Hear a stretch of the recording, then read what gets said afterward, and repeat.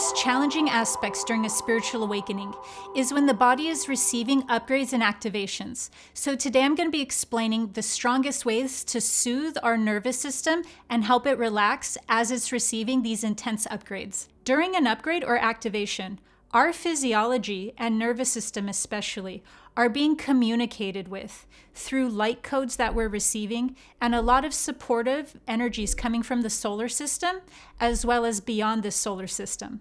So while we're receiving these different light codes and these different rewriting energies that are happening within our physiology, and especially within our mitochondria and our DNA, it's really important for us to first start with what exactly the system in the body is that is dispersing and receiving this information. And that is the fascia network. So the fascia network is specifically in occult science. It is the network that is responsible for receiving the upgrades, the light codes, and then dispersing it throughout all the different energy centers and all the different systems within the body. So where we start when it comes to supporting the nervous system especially, but the entire body through an upgrade and activation so that it can receive it better, assimilate the energies better, discard what is not needed better, and then also be able to have this all happen while not super taxing on the body or in a way where we're losing a lot of sleep and we're very anxious.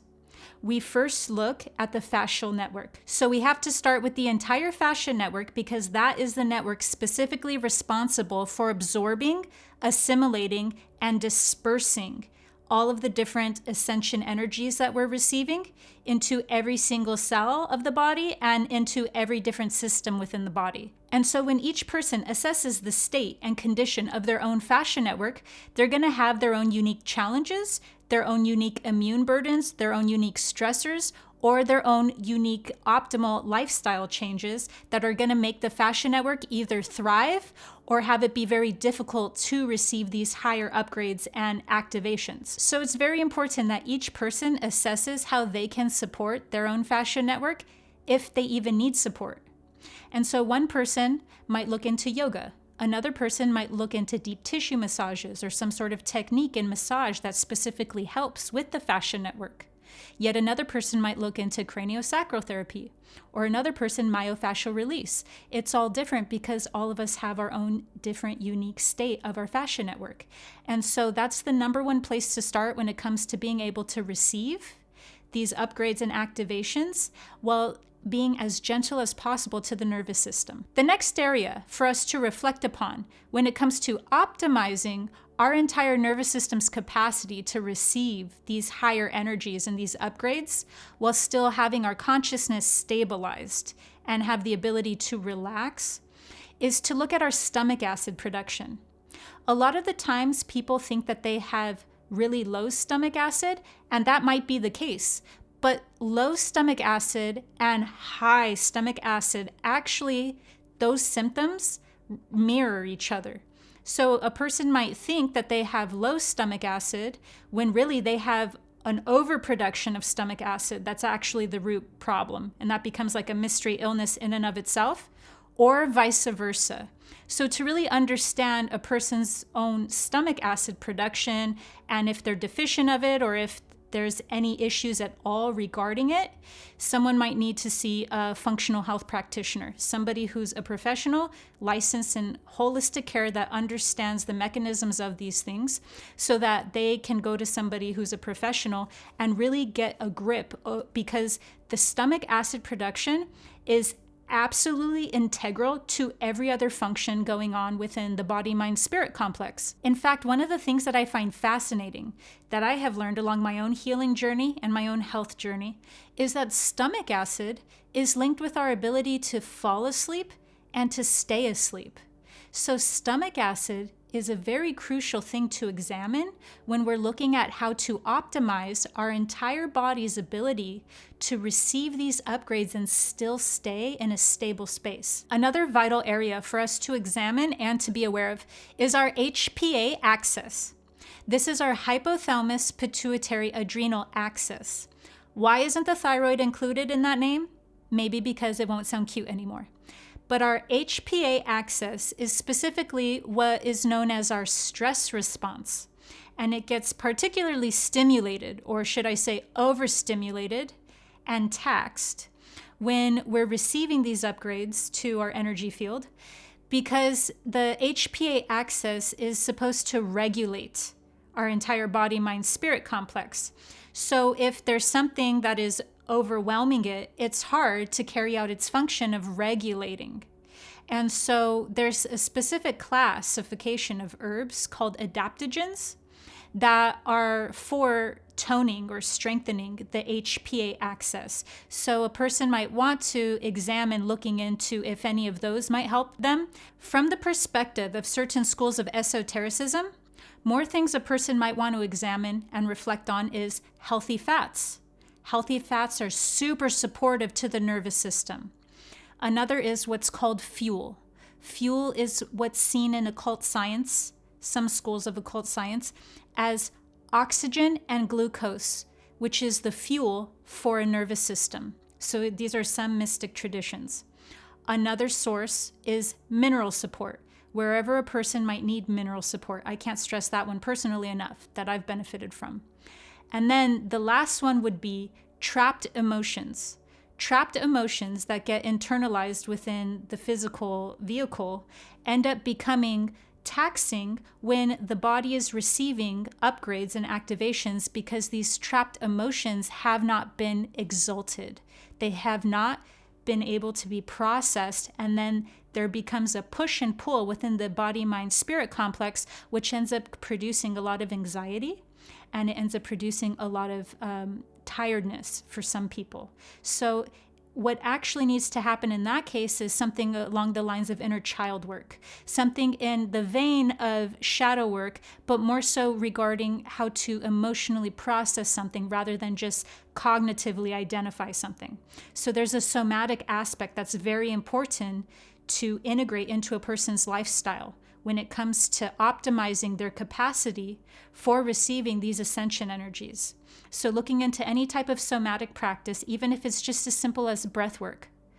We can start at breath work. We could do something deeper with inner child support when it comes to something along the vein of soul retrieval work, or any type of somatic process that you might have found along your own spiritual awakening journey. Now, many of us already know that the Earth's electromagnetic field is going through a lot of intense shifts, both organic shifts as well as some synthetic shifts. Now, when I'm regarding the synthetic shifts that happen to our electromagnetic field, a person might want to examine certain minerals that would help harmonize their energy field or their environment to these synthetic shifts that are happening within our electromagnetic field. Whether a person might want to examine shungite or obsidian or tourmaline, any type of mineral that has some research behind it to show that that is especially optimal at harmonizing an energy field. Because specifically, the reason why we want to go for harmony rather than defense is harmony creates resiliency within a person's energy field or within their environment.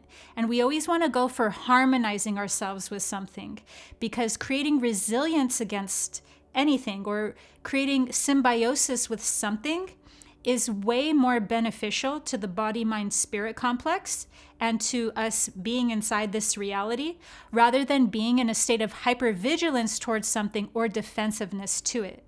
That's not an optimal frequency to be in.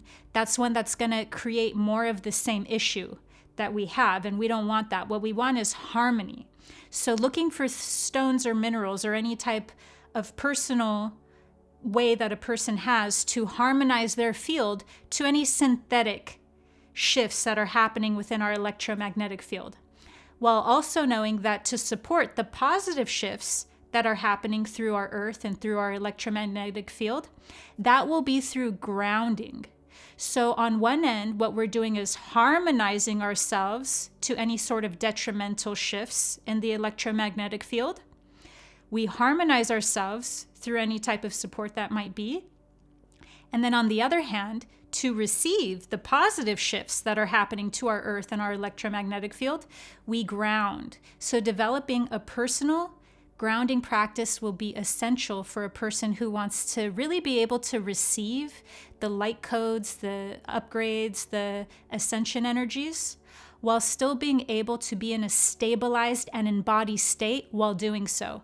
It's very important that we're embodied when we're receiving these upgrades, because a lot of the times they can just vanish. We can receive a peak state. Some people might even talk about being in samadhi, and then it's not a lasting state. It's not sustained because it was never being able to be embodied into the whole cellular structure within us, our whole etheric template, basically our mind-body-spirit complex. So in order for that to happen, that's why embodiment is such a buzzword in the spiritual community or in this age and the spirit of this age in general. It's because embodiment is when we're able to have that stabilized and sustained state to the entire upgrade of our mind-body-spirit complex, essentially to enlightenment. And finally, one of the best ways to strengthen the nervous system through a strong activation is to support the gut-brain axis. The gut-brain axis is a neural network that traverses the length of the gut to the brain, connecting the two mainly through the vagus nerve. When we are receiving light codes, it can elevate our frequency so much that it shifts our gut-brain axis. This is why we frequently hear about different ascension symptoms like headaches, food allergies, trouble sleeping, or skin eruptions. How we can support the gut-brain axis through powerful energies is through the same methods that have been found by neurologists in recent sleep studies to improve the quality of deep sleep. What they have found is that the hormone vitamin D, along with the entire family of B vitamins, not only optimizes immune function, but that it also acts as a fertilizer for our beneficial gut flora, and that our beneficial gut flora is linked with our deepest cycles of sleep, where we can most profoundly heal, or in this case, where we can most profoundly integrate the incoming light codes and solar flares. There are vitamin D receptors in the brain that control sleep. If a person is experiencing the worst side of ascension symptoms, then creating a solid foundation for their consciousness to expand is a good place to start. I hope this has helped harmonize your awakening. Make sure to subscribe to my channel for higher dimensional guidance through spiritual awakening. See you next time.